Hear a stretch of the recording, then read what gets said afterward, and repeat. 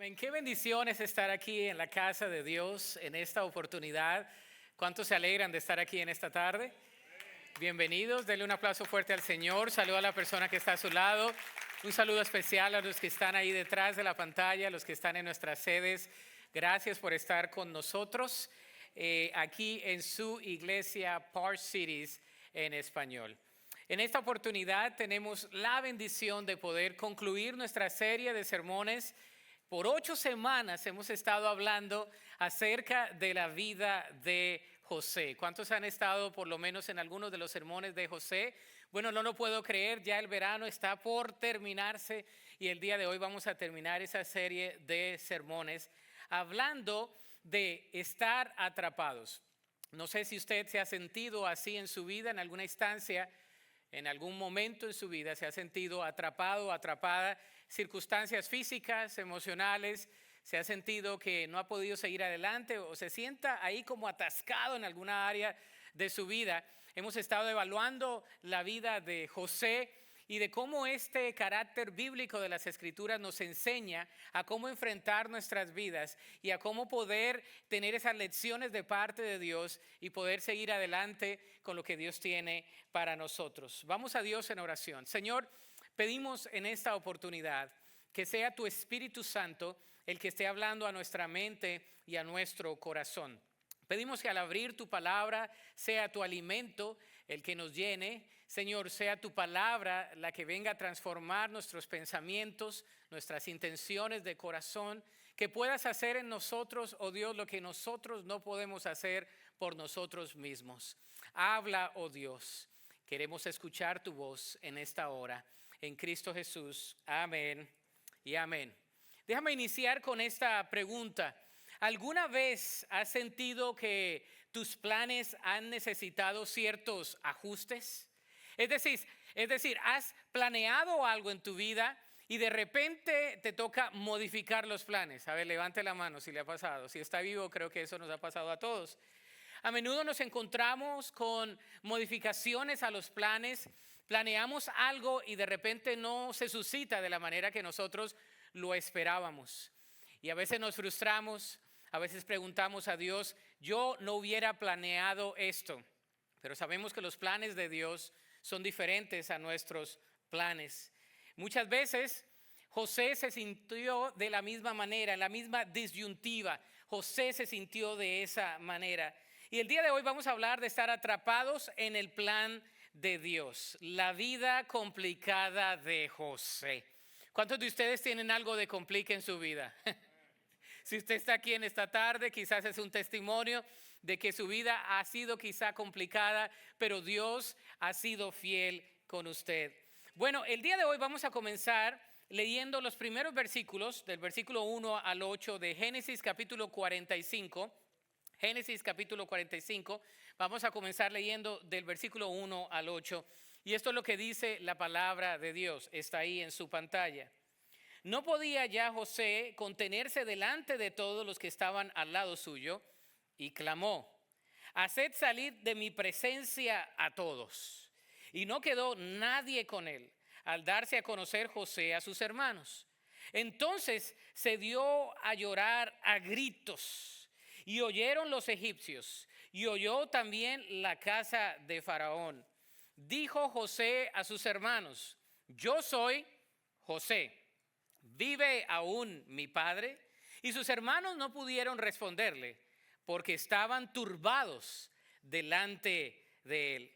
Entonces dijo José a sus hermanos, acercaos ahora a mí. Y ellos se acercaron. Y él le dijo, yo soy José, vuestro hermano, el que vendisteis para Egipto. Ahora pues no os entristezcáis, ni os pese el haberme vendido acá, porque para preservación de vida me envió Dios delante de vosotros. Pues ya ha habido 2 años de hambre en medio de la tierra, y aún quedan 5 años en los cuales ni habrá arada ni siega. Y Dios me envió delante de vosotros para preservaros posteridad sobre la tierra y para daros vida por medio de gran liberación. Así pues, no me enviasteis acá vosotros, sino Dios, que me ha puesto por padre de Faraón y por señor de toda su casa y por gobernador en toda la tierra de Egipto. Que Dios bendiga su palabra. Amén. Recordemos un poco del contexto de esta serie. José, una vez traicionado y vendido como esclavo por sus propios hermanos, ahora está delante de ellos sin revelar su identidad. ¿Se imagina emocionalmente lo que estaba pasando José? Los sentimientos estaban a flote. Quizá los hermanos tenían miedo, incredulidad, culpa, remordimiento, incertidumbre, ansiedad, preocupación, confusión. ¿Cuántos de ustedes han experimentado algunas de esas emociones? Creo que todos en alguna instancia de nuestras vidas. Sin embargo, en ese momento José pronuncia palabras que resuenan a través de los siglos. Siglos después estamos hablando de José el día de hoy. Hablamos del poder del perdón y de la soberanía de Dios. Hoy vamos a explorar Génesis 45, especialmente de los versículos 1 al versículo 25. Si usted tiene su Biblia, ábrala ahí. Vamos a estar desarrollando esta narrativa bíblica y vamos a ver el plan de Dios de la humanidad en el pasado, presente y futuro. Y vamos a responder a esta pregunta. Vamos a responder el día de hoy a esta pregunta. ¿Por qué deberíamos confiar en los planes de Dios? ¿Por qué deberíamos confiar en los planes de Dios? ¿Están listos? Agarre su cinturón porque vamos a toda. Ok, vamos a ver tres cosas que vamos a aprender a concluir esta serie de sermones.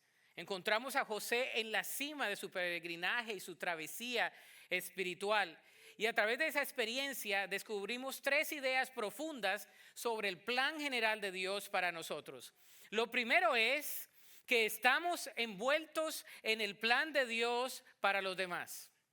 Lo primero es, estamos envueltos en el plan de Dios para los demás. Lo vemos en Génesis 45 del 1 al 8.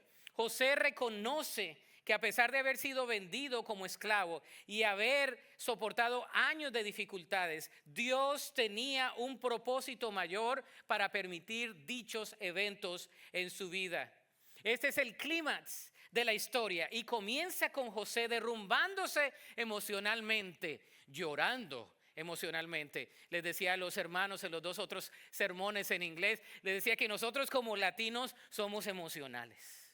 Nosotros lloramos y cuando lloramos, lloramos con todo. ¿Sí o no? ¿No? Se las hace que no. Hasta el que dice yo no lloro, llora. Cuando nosotros lloramos, yo no soy de los que lloran cada rato, pero cuando lloro, lloro con ganas.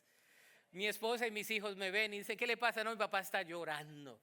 Hay ciertas fechas en el año donde yo me pongo un poco sentimental, muy pocas, y comienzo a llorar. Bueno, José comenzó a llorar de manera tal que lo escucharon no solamente los sirvientes, no solamente los hermanos, sino que Faraón y la casa de Faraón. Y dice que se reveló a sus hermanos. ¿Has estado en momentos así donde estás llorando inconsolablemente? Nos damos cuenta que ahí en esos momentos de dolor, José comienza a experimentar la gracia y el poder de Dios. Y lo primero que hace es preguntarle a sus hermanos por su papá. Le dice, mi padre, el padre que yo dejé, el padre que me ama tanto, el padre que yo extraño, ¿aún me extraña a mí? Lo que quiere decir es ese padre que yo era su favorito, ese padre que estaba ahí conmigo, ese padre todavía me extraña, aún vive. Y los hermanos estaban anonadados. En ese momento de interacción, José les pide que se acerquen a él. Y recordemos que José estaba en el trono, literalmente, en Egipto, y que él hablaba otro lenguaje. Y por costumbre, por respeto, no podían los egipcios y los hebreos juntarse. Entonces él estaba en su trono y probablemente las dos veces que se habían visto a la distancia. Y él les dice, ven para acá, vengan para acá y véanme la cara. ¿Se imagina usted ese encuentro? No hay novela ni serie de Netflix que se iguale a esto, hermanos. Ellos vienen entonces y hay algunos comentaristas que dicen que quizá José les comienza a hablar, claro, en su idioma. Y les comienza a decir, yo soy José, el que ustedes vendieron. Yo no me imagino cómo se sintieron los hermanos de José. Se imagina, no solamente estaban al frente de José, su hermano estaba vivo, sino que estaban al frente del hombre más poderoso que existía sobre la faz de la tierra, porque ese imperio era el más poderoso, y ahora él era ese hombre. Dice la palabra de Dios que lo hizo mayor, y dice que aún él era mentor de José. Lo que sabemos es que Faraón, el faraón por el cual José estaba trabajando, quizás había muerto y estaba su hijo a cargo. Y José se había vuelto un mentor. Él era el mero mero. No había alguien más grande que José, y sus hermanos estaban al frente de él. Y yo me imagino, si usted y yo hubiéramos sido José, ¿cómo hubiéramos reaccionado? Yo no creo que hubiéramos reaccionado tan humildemente como José. Vemos aquí algunas cosas. Lo primero es que vemos la soberanía de Dios. El versículo 5 dice, ahora no os entristezcáis, ni os pese haberme vendido acá, porque para preservación de la vida me envió Dios delante de vosotros. Esto nos desafía a ver más allá de nuestras dificultades personales y reconocer cómo Dios usa nuestras experiencias para el beneficio de los demás. Este reconocimiento cambia la perspectiva de José de la amargura hacia sus hermanos, hacia la comprensión de que su sufrimiento era parte de un plan más amplio para su bien y para la preservación de su familia. Las siguientes palabras de José revelan una increíble sabiduría y comprensión de los planes de Dios. Él los consuela a sus hermanos, los mismos que le hicieron daño, explicándoles que Dios usó lo que estaba destinado para mal, para el bien de ellos. Dios transforma las cosas para bien de aquellos que le aman. ¿Cuántos creen eso? Dios usó lo que estaba destinado al mal para bien. Y Él comparte sus conocimientos hacia ellos. Lo primero es que les dice que la hambruna va a continuar. Hay solo 2 años, van a pasar 5 años más. Y sus palabras ofrecen esperanza, utilizando unos términos teológicos como enviado, preservar y remanente.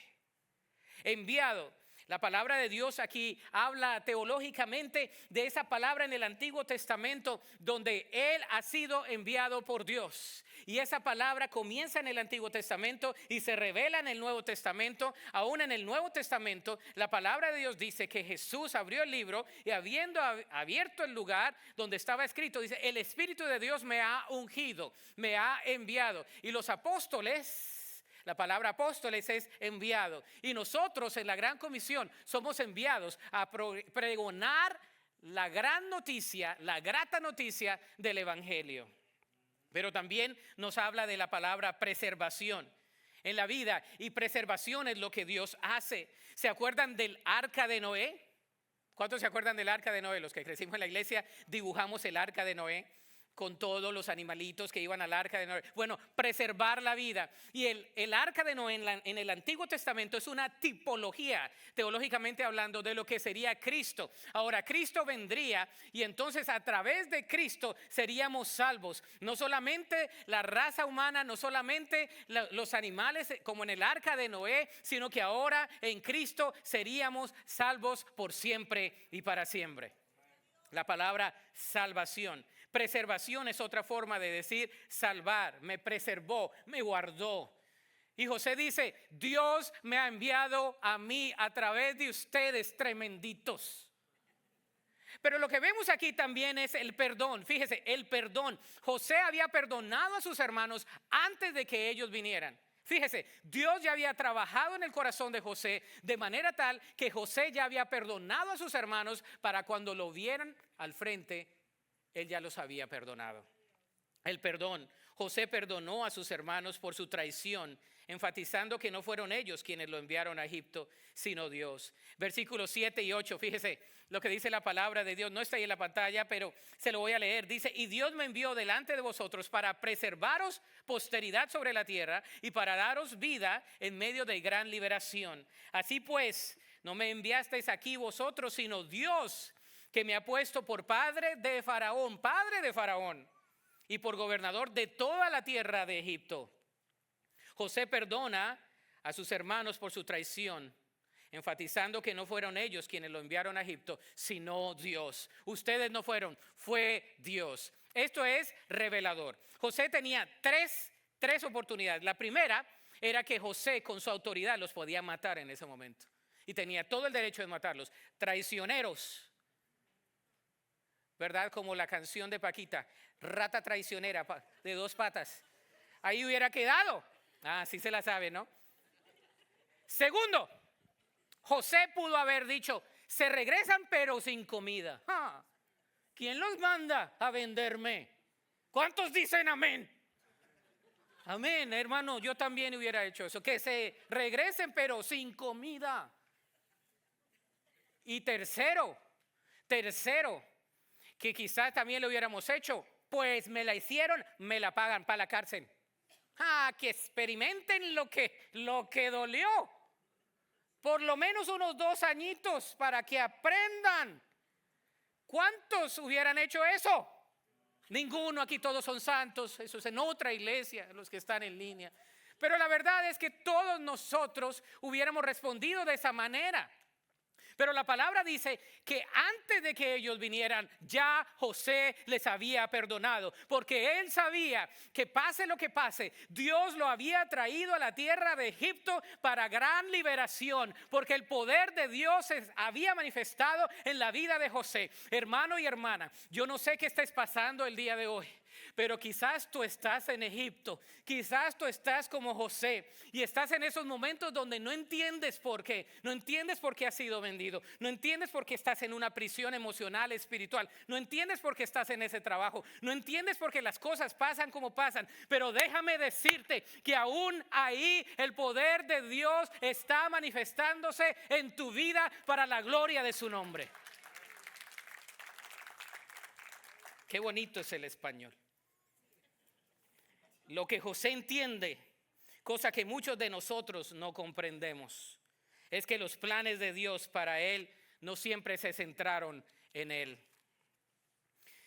Esto no pasó para que José entendiera o para que fuera una buena o mala persona, ni para darle una lección para convertirlo en una mejor persona. Esas cosas no sucedieron debido al niño inmaduro y orgulloso que estaba en la primera historia. No ocurrieron para que pudiera hacerlo rico y poderoso para disfrutar los últimos años de su vida. El plan de Dios para la vida de José tuvo muy poco que ver con la vida personal de José, sino que a lo largo del camino José maduró, aprendió y se acercó más a Dios. Sí, Dios quería bendecir su vida y darle poder y autoridad en la segunda mitad de su vida, pero ese no era el punto.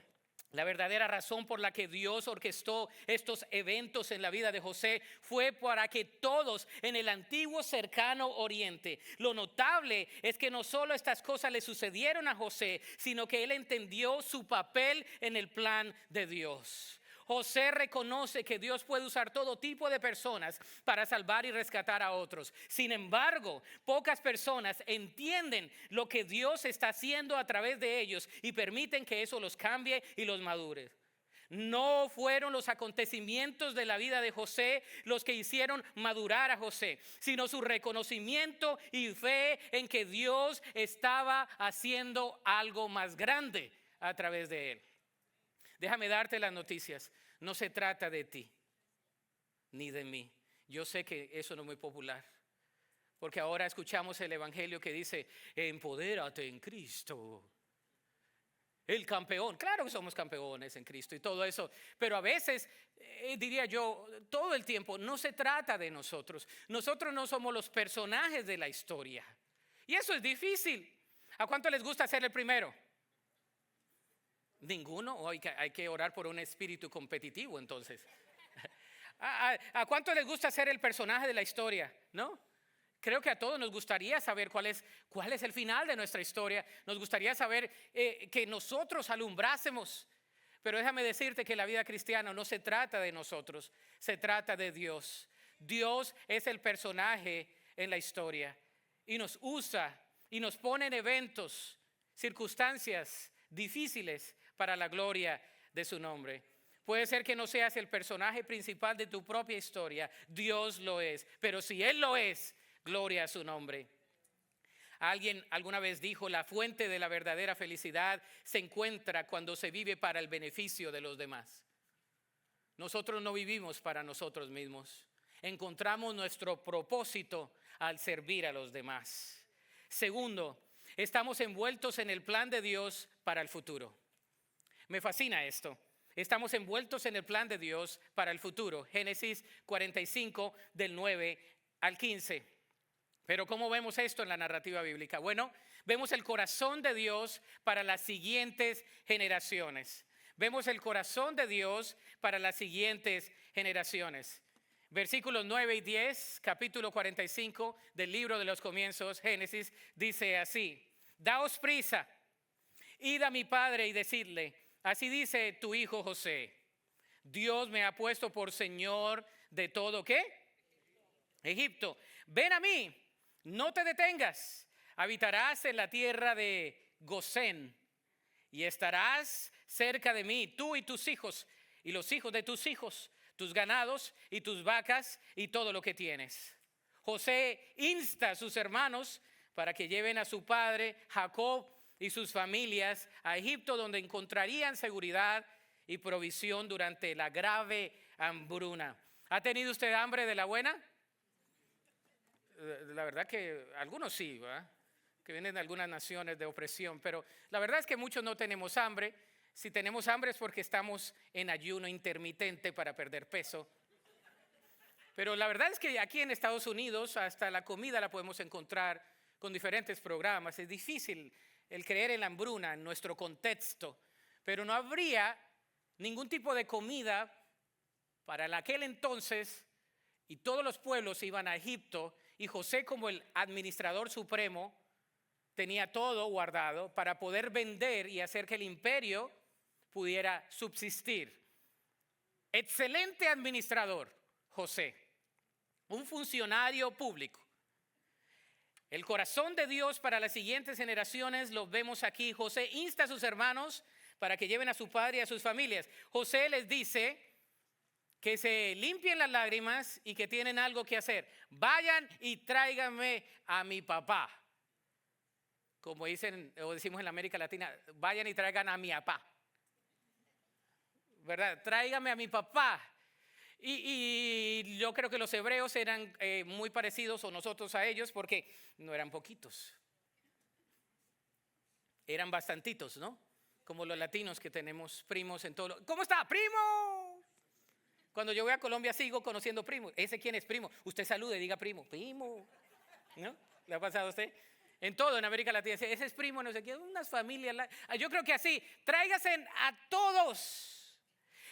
José les dice que regresen a Canaán, que reúnan a su padre y a todas las familias y que los traigan a Egipto porque hambre durará mucho más, 5 años más. Incluso tiene reservado para ellos, en especial en su reino, un lugar llamado Gosén. Y me llama la atención ese lugar, Gosén, porque José ya sabía que algún día su familia vendría. Él ya le había echado ojo a ese lugar. Él ya había espionado ese lugar. Él ya había dicho, este es el lugar perfecto. Aquí van a estar las vacas, aquí van a estar los ganados, aquí va a estar los cultivos. Mi gente aquí va a estar bien. Esto está verdecito y además está cerca por si nos tenemos que ir. Está ahí a la salida de Egipto. Está en un lugar precioso. Él sabía que algún día el pueblo de Israel tendría que venir ahí y ellos tendrían que estar en Egipto. Pero un día ellos tenían que regresar a la tierra de Canaán. Un día ellos tenían que regresar a la tierra prometida. Un día la promesa de Abraham, de Isaac y ahora de Jacob se iba a cumplir. Un día ellos tenían que salir de ahí. Era un lugar próspero, pero era un lugar transitorio. Yo no sé cuál es tu Gosén. Quizás tú y yo estamos en un Gosén. Dios nos tiene en un lugar que no es el lugar donde Él nos quiere llevar, pero es un lugar donde Dios nos tiene por ahora. ¿Cuántos han estado ahí? Creo que muchos. Y muchas veces tú dices, pero ¿por qué estoy aquí? Porque Dios está haciendo algo en Gosén. Porque Dios te tiene ahí en ese momento, porque Él te quiere ahí en ese momento. Y estás alerta, porque un día te toca salir. Un día iban a venir y Gosén en Éxodo se ve como un lugar difícil, como un lugar no tan bueno, pero en los momentos de hambruna era el mejor lugar. Las nuevas generaciones. Nunca dejes de pensar en las nuevas generaciones. He compartido el día de hoy que mi tatarabuela, Enriqueta, abrió su hogar para los primeros estudios bíblicos en un pueblo llamado Río Manso, que no tenía ni río ni era manso, ahí en el Tolima.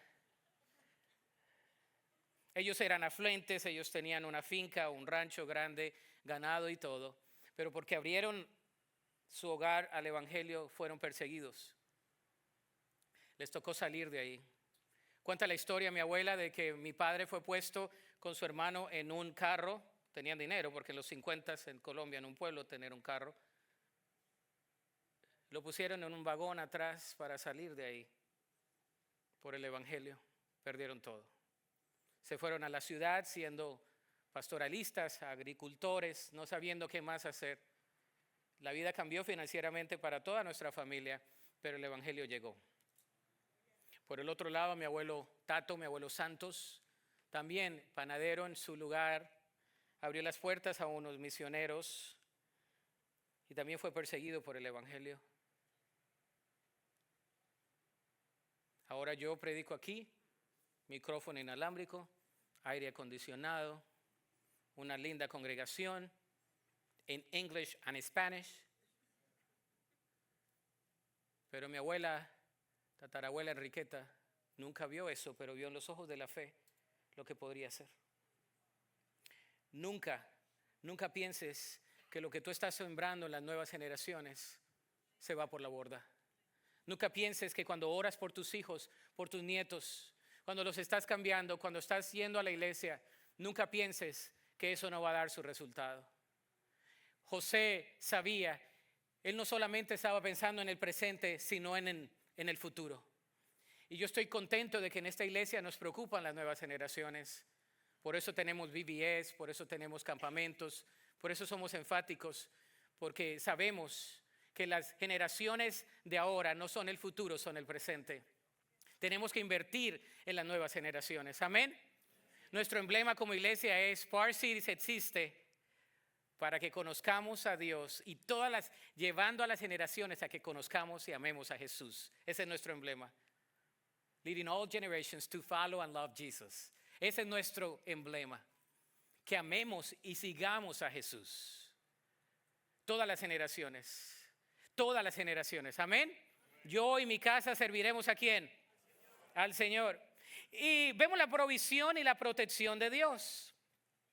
Versículos 11 al 15 dice, y allí te alimentaré, pues aún quedan 5 años de hambre para que no perezcas de pobreza tú y tu casa y todo lo que tienes. He aquí vuestros ojos ven y vuestros ojos de mi hermano Benjamín, que mi boca os habla. Haréis pues saber a mi padre toda mi gloria en Egipto y todo lo que habéis visto. Y daos prisa y traer a mi padre acá. Y se echó sobre el cuello de Benjamín su hermano y lloró. Y también Benjamín lloró sobre su cuello y besó a todos sus hermanos y lloró sobre ellos. Y después sus hermanos hablaron con él. Comenzaron a llorar. Usted ha estado en esas reuniones familiares donde todos estamos así llorando.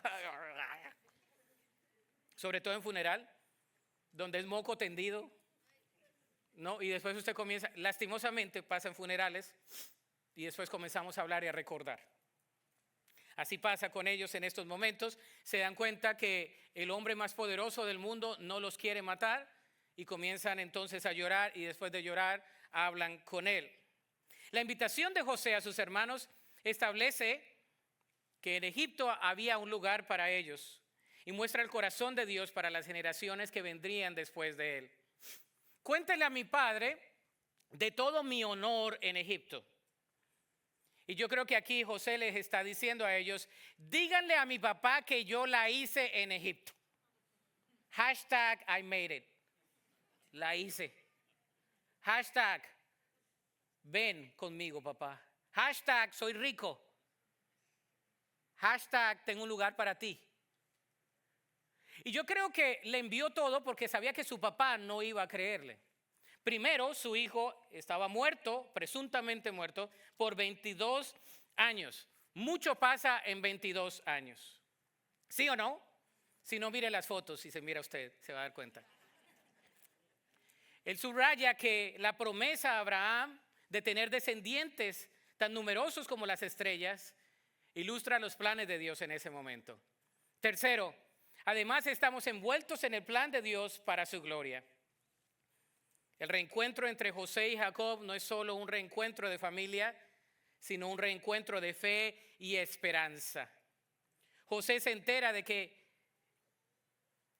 su padre está vivo y su padre se entera de que José está vivo. Y aquí vemos el plan de Dios para la reconciliación. El plan de Dios para la reconciliación. Versículos 25 y 26 dice: y subieron de Egipto y llegaron a la tierra ¿de qué?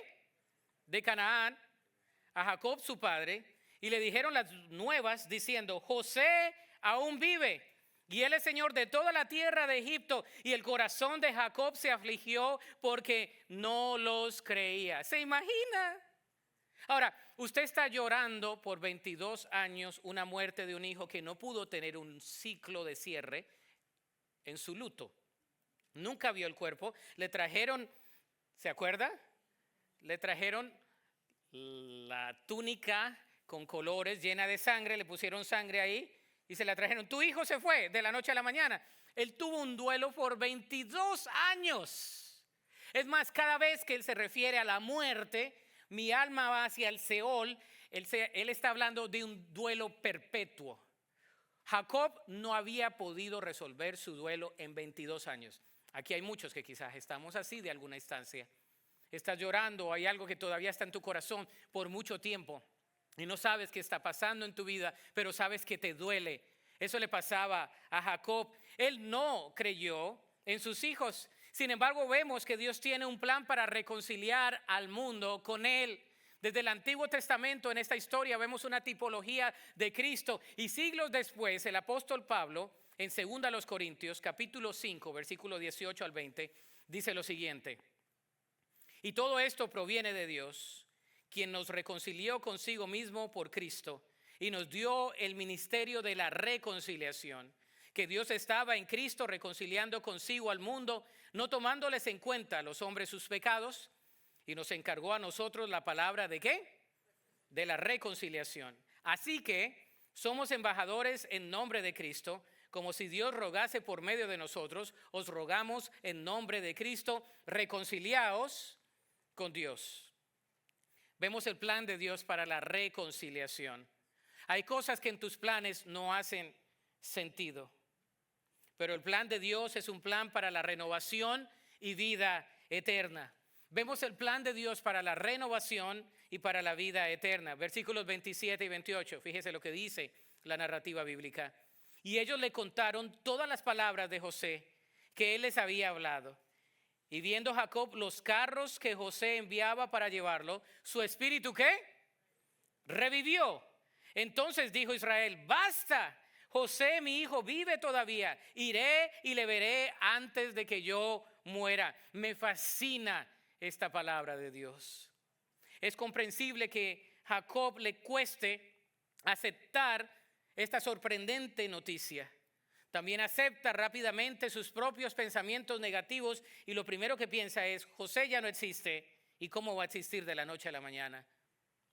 Pero ahora en esos momentos dice la narrativa bíblica que él vio la prueba.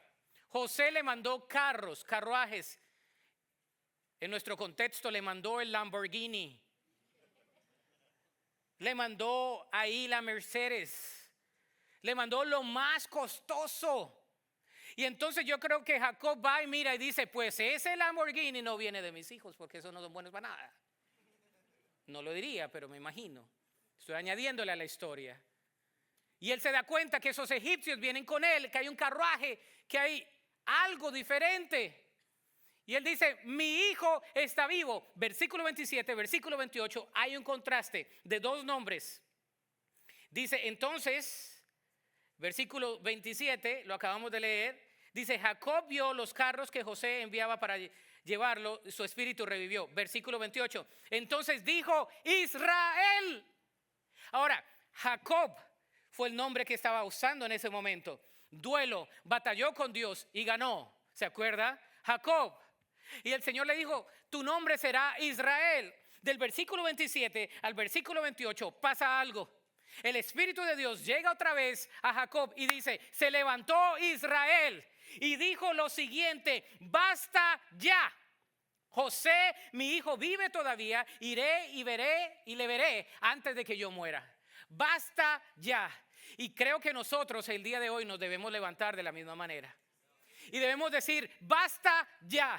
El Espíritu de Dios está sobre mí. Ya no más. Ya no tiene poder sobre mi mente, sobre mis emociones, sobre mi voluntad. Basta ya. Aquí queda. En los planes de Dios está que yo haya pasado por esa circunstancia. Y ahora yo me levanto en el poder del Espíritu Santo para seguir adelante. Basta ya. Eso solo lo hace el poder del Espíritu Santo de Dios.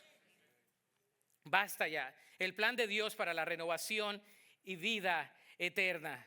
Y yo creo que eso es algo precioso. La reacción de Jacob es verdaderamente extraordinaria. Él decide ver a su hijo antes de morir y a menudo hace referencia a la muerte en un contexto doloroso, pero en este contexto la misericordia de Dios ha superado el dolor que él sentía. Romanos 5 dice, cuanto mayor fue el pecado, mayor fue la gracia. De manera similar, donde aumentaba el dolor, aumentaba aún más la misericordia de Dios en la vida de Jacob. Y yo no sé qué estés pasando el día de hoy. Yo no sé cuál es el dolor, pero yo sé que en este lugar hay mucho dolor. Y el Señor quiere sanar nuestro dolor el día de hoy. El Señor no quiere que vayamos a la tumba sin la esperanza en Cristo. Eso le pasó a Jacob. Él quería que fuera a la tumba con alegría.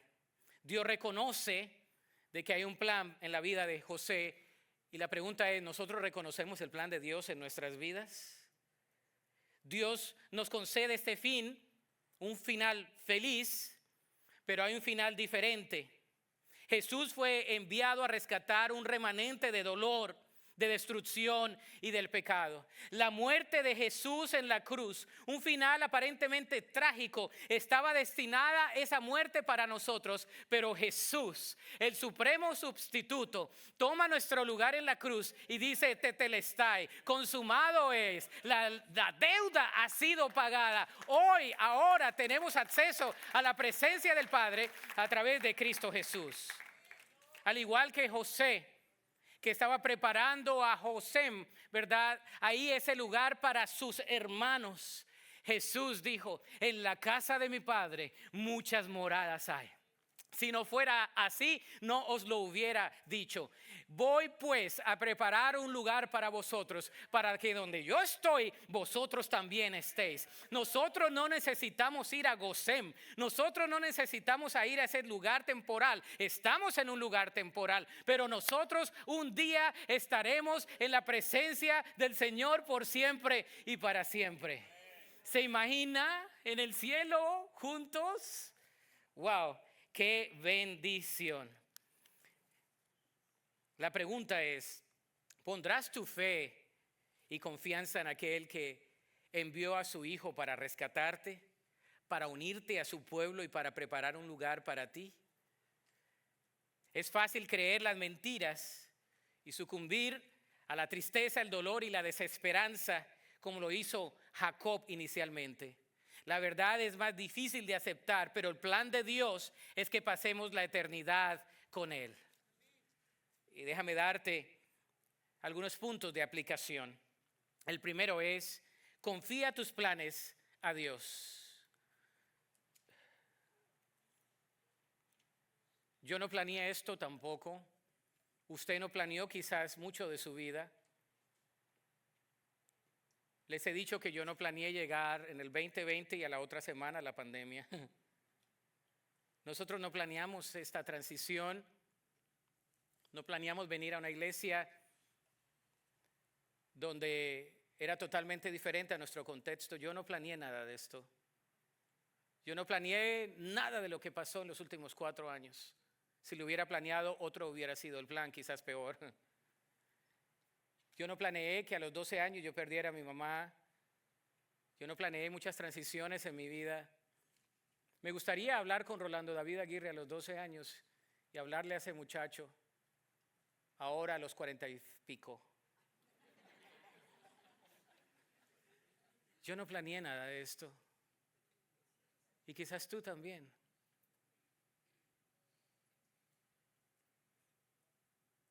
No todos los finales son felices como la vida de José. El final de Juan el Bautista fue decapitado. Pablo estuvo en la cárcel. Esteban dio su vida como mártir.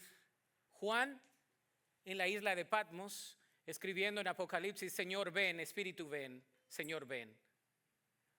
No todos los finales tienen un final feliz. Tú no planeaste mucho de tu vida, pero sí puedes confiar tus planes a Dios. Amén. Dios está haciendo cosas maravillosas en nuestra congregación.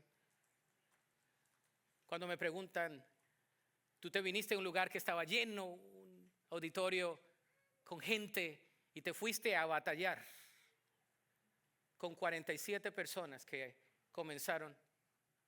recomenzamos este ministerio en el 2020. Yo no lo planeé. Si lo hubiera planeado, no hubiera sido así, te lo aseguro. Yo no tuve ningún, como dicen en inglés, honeymoon period, ningún momento donde me pude así amar de la noche a la mañana porque entramos en plena pandemia. Todo fue diferente. Yo no he planeado nada de esto, pero Dios lo ha planeado en mi vida. Tú también, tú eres parte del plan de Dios. Y el plan no se trata de Rolando, de José, de María, de Plutarco, de Meregilda. No se trata de ninguno de nosotros, se trata de Dios. Amén. Cuando tú te das cuenta que no es de ti, que Dios te usa nada más, tú dices, oh Dios, qué privilegiado soy. No se trata de nosotros, se trata del Señor. Amén. Confía tus planes a Dios. Segundo, espera en el tiempo de Dios. Y vuelvo a repetir este versículo que me fascina, no porque no tuve otro, sino porque lo quiero repetir el día de hoy. Pero los que esperan a Jehová tendrán nuevas, levantarán alas, correrán, caminarán. Yo no espero en mí. Si usted espera en mí, siga esperando. Si usted espera en su esposo, su esposa, en su trabajo, en quién va a ser el nuevo líder de esta nación, come on, estás mal. ¿Esperamos en quién? En el Señor. Tercero, perdona a otros. Pastor, ya no me gustó, pastor. No podemos pasarle al siguiente, pastor. Yo no puedo terminar de hablar de José sin el perdón. Ahora, perdonar es recordar sin dolor. Efesios 4:32 dice, antes sed benignos unos con otros, misericordiosos, perdonándoos unos a otros, como Dios también os perdonó a vosotros en Cristo. Perdona a otros. Yo no sé a quién tienes que perdonar el día de hoy. José pudo perdonar esos tremendos. Es que hasta a mí me da ganas de justicia.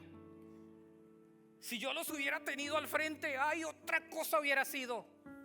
Otra ranchera si hubiera cantado. Pero no, José optó por la manera de Jesús, la ética radical de Jesús, el amor radical de Jesús. No hace sentido. Solamente el Espíritu Santo le permitió perdonarlos a ellos. Hoy el Espíritu Santo te dice, perdona a esa persona. Perdónate a ti mismo. Quizás no te has perdonado y te sigues lamentando de hace 22 años, como Jacob. Cuarto, sirve a Dios al servir a los demás. El Señor Jesús, el Mesías prometido, Yeshua HaMashiach, Jesús el Mesías, dijo estas palabras: como el Hijo del Hombre no vino para ser servido, sino para servir y para dar su vida en rescate por muchos.